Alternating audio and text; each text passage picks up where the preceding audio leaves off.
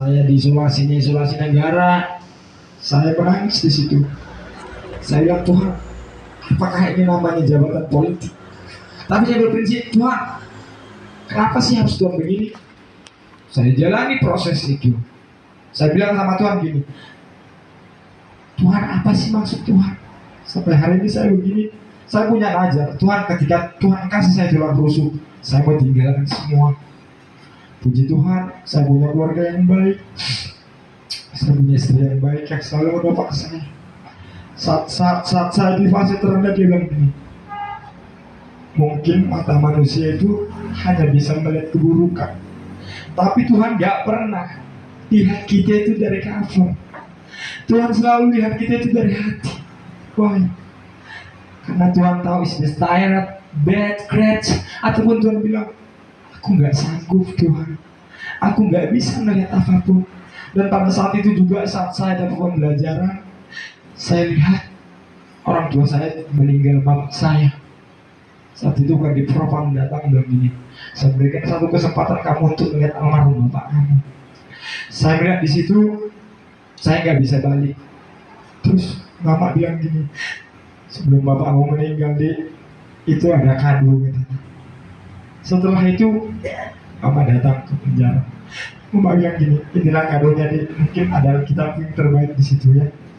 Bapakku tempat namanya sebuah Alkitab, Ustaz Udiarta Silalahi, anakku Raburju katanya. Sementara aku nggak pernah kebahagiakan orang tuaku. Dan ketika aku dipanggil Tuhan, aku punya hati buat melayani Tuhan. Sampai hari ini luar biasa kerjaan Tuhan. Sampai dosen bilang, dan juga GBD Maranatha juga ngajak aku bilang, Tuhan, tolong, Tuhan pasti sediakan perkara terkecil Tuhan.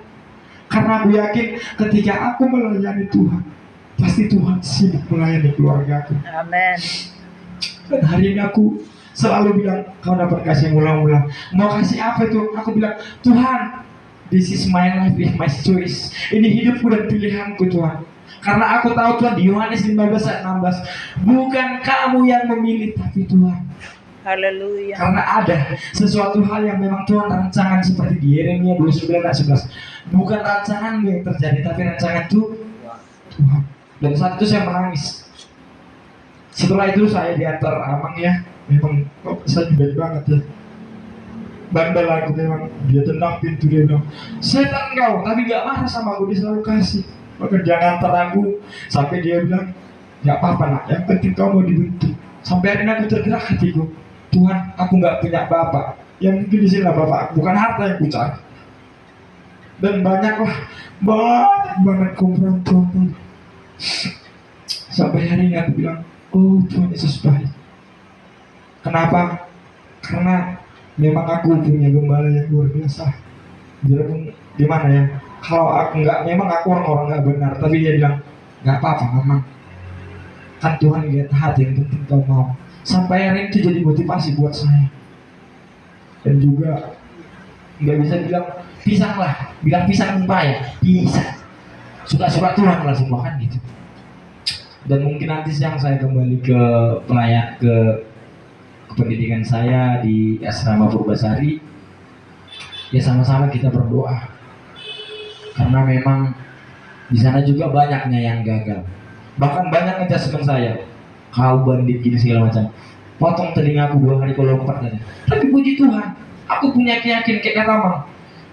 Penjahat datang itu karena keinginan. Tapi bukan orang yang sehat butuh tabib, tapi orang sakit yang butuh tabib. Berarti apa? Tuhan tidak melihat sesuatu tentang keburukanmu, tapi lihat, Tuhan melihat pertobatanmu. Dan situ aku yakin dan percaya, pasti orang tuaku ini selalu menyertai aku dalam doanya. Dan aku ingin percaya GPD Pemulihan pasti lebih besar untuk kamu Pak. Kenapa? Puji Tuhan, semua relasi, semua rancangan udah di planning, dan aku yakin dan percaya Tuhan kasih sponsor yang terbaik. Baik.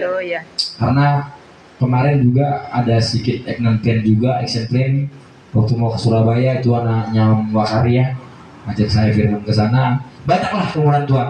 Karena prinsip saya kata Bapak, kau bertobat aja dulu. Itu sudah jadi kemurahan Tuhan, udah bersyukur kami. Apalagi pintar khotbah. Paling pintar khotbah sama melayani Tuhan itu bonus menurut saya. Kenapa?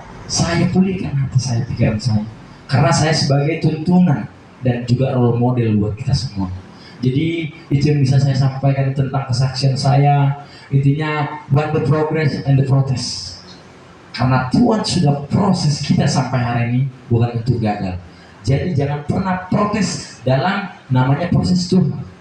Mungkin yang bapak-bapak banyak ya, kenapa sih nggak kaya-kaya Tuhan?